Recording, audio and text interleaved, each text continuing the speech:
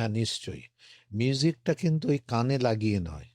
হুম, মিউজিকটা এনভায়রনমেন্টে খুব লো ফ্রিকোয়েন্সিতে, কোনো বাজ খুব থাকবে না, খুব সুদিং মিউজিক, টেম আর ঘরের টেম্পারেচারটা খুব সুদিং হবে, লাইটটা থাকবে না। হুম, এই জায়গায় নিশ্চয়ই ঘুম ইনিশিয়েট করে। এবার মিউজিকটা কি মিউজিক হবে এগুলো সাধারণত বলে যে যেগুলো দেখা যায় যে কোনো ইনস্ট্রুমেন্টাল মিউজিক, হুম, হ্যাঁ, কোনো রকম ওই ভোকাল vocal, নয়। হ্যাঁ, এইটা করলে ঘুমটা ইনিশিয়েট করে।